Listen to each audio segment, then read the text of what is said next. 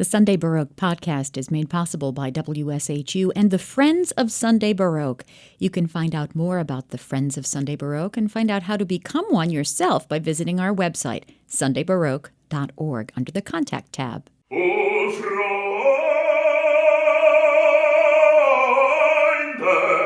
nicht diese Töne, sondern lass uns angenehmere anstimmen und Freudenfalle.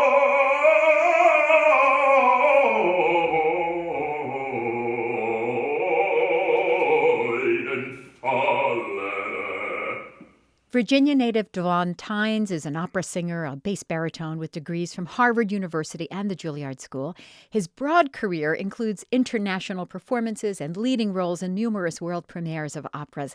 He also co-created and starred in The Black Clown, a dramatic work adapted from the poem by Langston Hughes.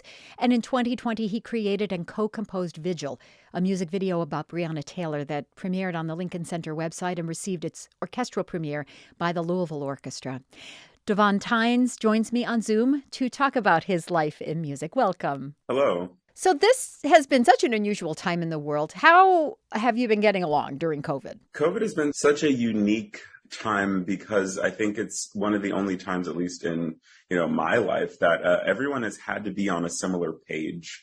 It's a time when the universality of human experience is kind of brought to the fore and has been very revelatory for many different reasons in terms of, socio-economic or socio-political, socio-racial engagement, but also personal engagement and growth. Yeah. Mm-hmm. Mm-hmm. How did you start in music? Are you from a musical family? Yeah, I've been singing ever since I was little. Everyone in my family sang growing up in the Black Baptist Church in Northern Virginia that I went to, Providence Baptist. And it wasn't an uncommon thing for people to be singing or playing the piano or just enjoying music generally.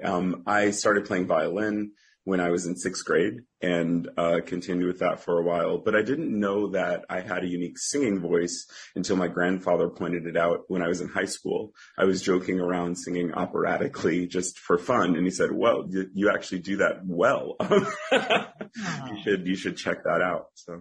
Wow. Well, and that's great because that really was my next question, because I was reading about you and I saw that many of the adults in your life, including, as you're saying, your grandfather, but also your school orchestra director, really saw your extraordinary talent when you were quite young. But I also know that you considered several different career paths along the way. So when and how did you really know in your heart of hearts that music and singing are your life's work? Definitely. I had a beautiful experience getting to know different aspects of musical performance throughout school, from high school to college, singing in the Renaissance Polyphony Choir there, but also the undergraduate opera program, and also being in the Harvard Radcliffe Orchestra. But I didn't know that it would be something I could pursue as a life passion or even career until sometime after I had left undergrad. I worked for a number of different arts organizations. I worked for the American Repertory Theater and for George Mason University and a national education nonprofit, and had seen the arts from a lot of different angles and gave myself the challenge at a certain point of either formalizing all of that administrative experience and going to business school or trying for conservatory. And I told myself if I got into a conservatory, I would go. And if I didn't, I'd figure it out with business. And so I got into Juilliard, and I took that as a sign that I should pursue it. I think this is probably a good time to point out that you got your undergraduate degree from Harvard in sociology, right? Yes. So how did your interest in sociology shape your life and those career choices? Yeah, sociology has continued to play different hands in what I'm up to. I mean, at the very beginning, I was interested in it as a field of study because it is a way of engaging how the world is organized in terms of social movement or in terms of groups. We're stuck in between economists who are looking at humans on the macro level and anthropologists looking on the micro level. And sociologists are trying to say, well, how do these different scales of things interact? And interestingly enough, I continually find that frame of thinking evident in the work that I've been up to in classical music, even in thinking about why did cultures create and propagate certain cultural practices, and what does it mean to engage identity in the context of those practices. So it's been very fun now to see a lot of my work as a continued sociological experiment. Yeah. There is a performance on YouTube of you with a guitarist performing a really simple rendition of Old Man River, and it is captivating. Your voice is extraordinary, your artistry is exquisite.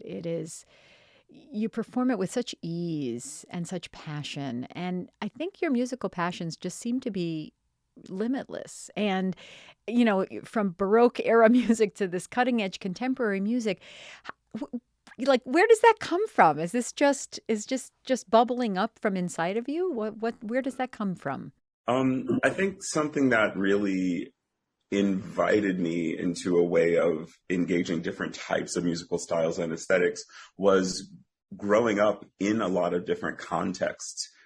Growing up a Black person in a predominantly white area, or coming from the Black Baptist Church, but making money singing in the Greek Orthodox Church, or the National Shrine or National Cathedral.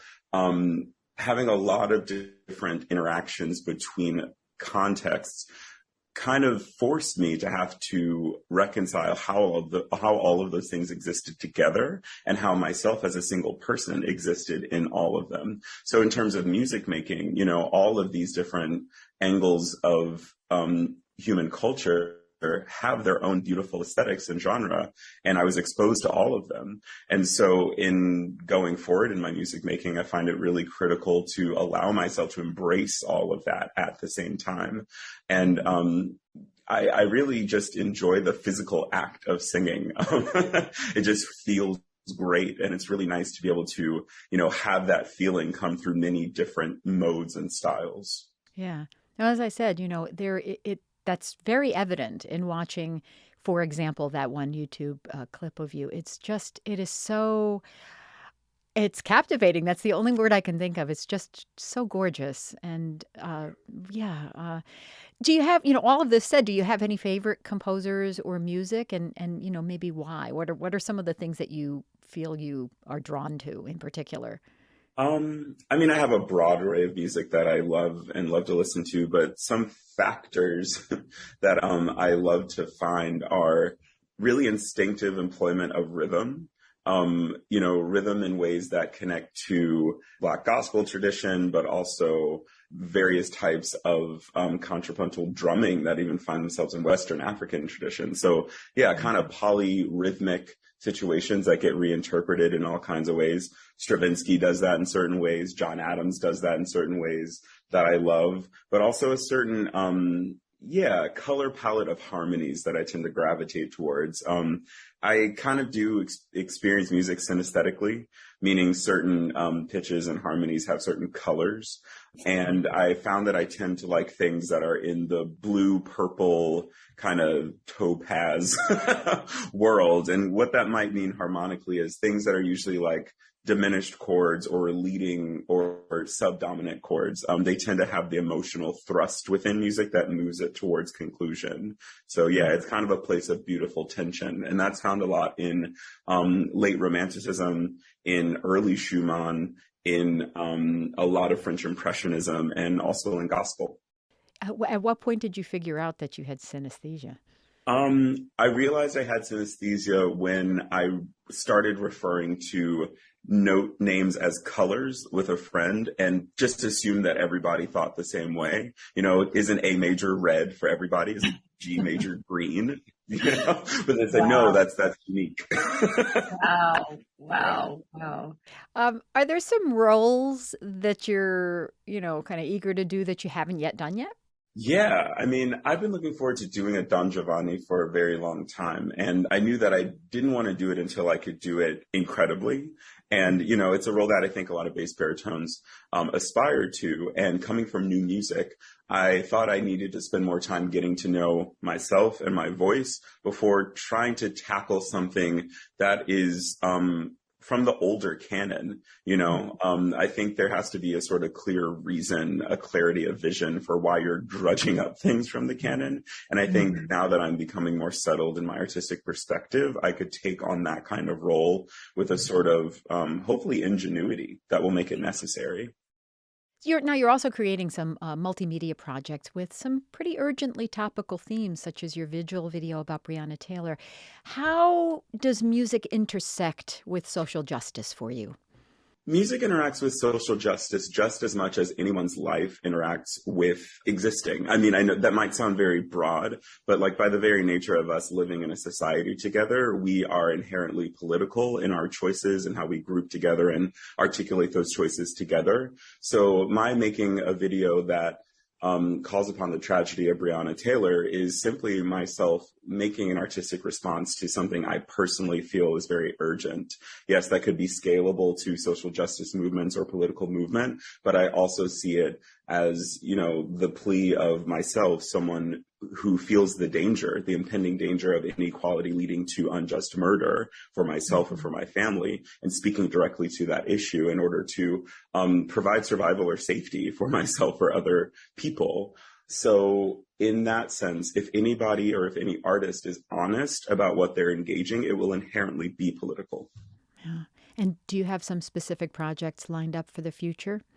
One thing that I started making with colleagues over the pandemic is a show titled Eastman, about the life of Julius Eastman, composer, someone who has been lesser known in the general classical musical canon, but in the past 5 to 7 years has come to much more visibility. I've been involved a little bit with the unearthing of this composer work for some time, and it continues to be proven through worldwide festivals and think pieces and new rejuvenation of engagement of his work that this gay Black man was pretty seminal in terms of moving classical music and minimalism forward. He did a very genius thing of combining all of the contemporary elements of classical music with popular music and improvisation and jazz, and really finding a way to create excitement for people, joy out of that sort of music, but was ultimately pushed away because of his overt engagement of his identity. So a project has been to excavate this person's life and work and try to start to speak to the reasons for why someone, a genius like him, would be marginalized, and how do you tell that story effectively to an audience. That piece we did in a workshop performance in New York about 2 months ago, and we're really looking forward to further developing it. I think we're going to show a version of it at the Ojai Festival. That'll be hosted by or curated by AMUC, the American Modern Opera Company, some of my closest friends and collaborators. So that's one of a few things that are in the oven. Yeah, wonderful, wonderful. What else? What in general, music or otherwise, whatever? What are you passionate about? What are you most passionate about in this moment? Right now, I'm passionate about working to model the possibility of institutions engaging artists for the individuals that they are. I've had the blessing and privilege of having a lot of agency in the work that I do, and it's allowed me to look behind the curtain of institutions and find how my own personal identity can be articulated with the help of the institution through the work that I do. And I think that this is a pathway that many artists would greatly benefit from, and that art in general might benefit from, but is often not the purview of institutions that hold power. So I'm trying to, look under the hood of the car and see what I can share about the blueprint with other artists, and in turn also get to know institutions in a way for them to maybe more deeply realize their potential in serving humanity through the arts, as opposed to being a kind of secondary purveyor or museum of cultural artifact. So I'm passionate about institutions, meaning what we've all agreed in contract to uphold, to actually uphold the individual. It's a form of mentorship, really. In a way. I mean, I would personally tend to not put it in the frame of mentorship, because that for me is imbued with a certain patronization of the bodies that are being engaged, but rather wanting to engage both institution and individual in a way that realizes the potential of both. I don't want to mentor an institution. I would love for the institution to itself realize its better potential. And I'm not trying to tell any artist what to do, but by example, show the possibility of changing the system that is. So in essence, that's different than mentorship in that I hope it's more active. I hope that I'm actually having an impactful effort as opposed to a guiding effort. Fair enough. Fair enough. Well, I have been speaking with the acclaimed bass baritone Davóne Tynes about his remarkable life in music. At this moment, so many more things that we'll have to talk again in, maybe a few months and see where you're at that point. But thank you so very much for your time. Thank you. There's an old man called the Mississippi. That's the old man that I'd like to be. What does he care if the world's got troubles? What does he care if the land ain't free? Old man river, that old man river, he must know something, but don't say nothing. He just keeps rolling, he keeps on